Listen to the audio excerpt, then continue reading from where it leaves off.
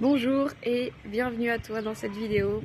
Alors tu vois, je suis retournée en Tunisie et il fait très beau, donc c'est génial.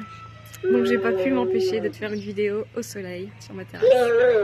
Alors ce que je voulais te parler aujourd'hui, c'est toujours de Feng Shui, et aujourd'hui j'avais envie de te parler de mon histoire avec le Feng Shui. Comment j'en étais arrivée en fait à accompagner les femmes et que l'un de mes outils soit le Feng Shui, parce qu'on pourrait dire il n'y a pas trop de lien, mais si en fait il y a un lien. Et le Feng Shui c'est un des outils que j'utilise, il n'y a pas que ça, mais moi en fait ça a été le premier outil que j'ai mis en place dans ma vie.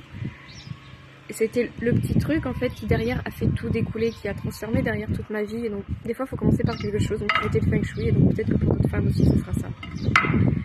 Le Feng Shui en fait il est là dans ma vie depuis toujours, depuis que je suis petite je crois. Alors c'est pas le Feng Shui comme je l'applique aujourd'hui bien sûr, c'est quelque chose de très intuitif, de très naturel chez moi, de toujours partout où j'étais, de regarder mon environnement et de me dire qu'est-ce qui fait que là je me sens bien et qu'est-ce qui fait que là je me sens pas bien et comment je pourrais faire pour m'y sentir mieux en fait.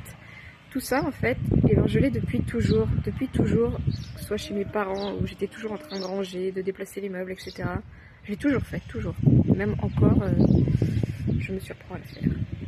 Pareil chez ma grand-mère, à un moment je me suis occupée de ma grand-mère, donc j'étais beaucoup chez elle. Et j'ai jeté, j'ai déplacé, j'ai trié, j'ai rangé. Tout ça je le faisais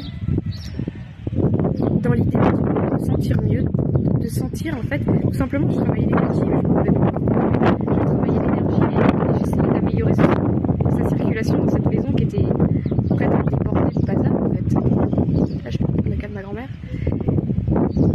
Tout ça c'était très intuitif, bref.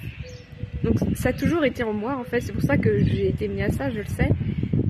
Et en fait le truc de dingue c'est que je faisais ça chez les autres, donc chez les autres j'étais très critique, j'arrivais tout de suite à voir mais ça va pas en fait, ça fait pas bien et tout ça, ça empêche, je voyais des trucs, mais chez moi non.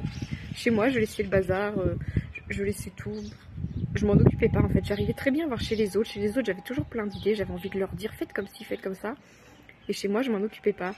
Et c'était exactement pareil dans ma vie, en fait. J'ai toujours eu ce cas du syndrome de l'imposteur, du sauveur, où j'avais envie d'aider les gens, je voyais leurs problèmes chez eux, mais moi non, je voyais pas, j'avais pas envie de voir. Bref. Et c'est comme ça qu'a commencé En fait, quand j'ai commencé à m'occuper de moi, je suis pas allée regarder à l'intérieur de moi, parce qu'à l'intérieur de moi, ça devait être trop pénible pour moi, trop difficile, trop douloureux, trop de souffrance. Donc j'ai préféré aller regarder à l'intérieur de chez moi, dans la maison. Et c'est comme ça que j'ai commencé mon travail intérieur. J'ai commencé à tout renouveler chez moi, à faire place nette, à mettre que des choses que j'aimais, à prendre soin de mon intérieur. Et c'est ça qui, petit à petit, m'a amené à ensuite à prendre soin de moi, physiquement, de prendre soin de ma peau, de prendre soin de ma santé, de prendre soin de mon alimentation. Et c'est ça qui ensuite m'a amené à prendre soin de mon âme, on va dire, et d'aller comprendre mes blessures, d'aller comprendre mon fonctionnement, d'aller comprendre ce qui allait pas chez moi et qui fait que j'avais des choses à transformer chez moi pour vraiment devenir moi-même.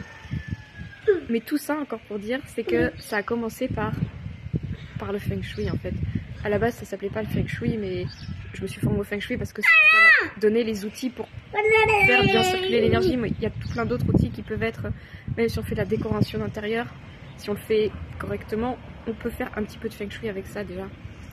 Ce sera que des bases bien sûr, mais déjà on va faire circuler correctement l'énergie, on va mettre des belles choses dans sa maison, donc tout de suite on se sentira mieux dedans. Peu importe l'outil qu'on va utiliser, il y a aussi d'autres outils que le Feng Shui qui travaillent vraiment l'énergétique, en Inde notamment. Mais l'idée c'est que l'outil il reste à notre service. C'est pas nous qu'allons nous mettre esclaves de cet outil, qu'allons se dire oh, il faut que je fasse comme ci, il faut que je fasse comme ça, là je dois casser ci, là je dois casser ça, là je dois enlever ci, là je dois enlever ça, là je dois mettre ceci. Non. Moi en tout cas c'est pas comme ça que je vois le Feng Shui. Le Feng Shui je vois comme un outil qui est à mon service. C'est moi qui reste le décisionnaire de qu'est-ce que j'ai envie de mettre chez moi, comment j'ai envie de le mettre, parce que c'est moi qui décide pour ma vie. Ça ne reste qu'un outil. C'est comme ça que je l'utilise et comme ça que je propose de l'utiliser à mes clientes. Parce que je pense que c'est comme ça qu'il doit être utilisé. Il faut pas qu'on devienne esclave de quelque outil que ce soit, de quelque coach que ce soit, de quelque n'importe qui que ce soit. On doit rester le maître décisionnaire de notre vie et ça commence par les outils qu'on va mettre en place dans notre vie.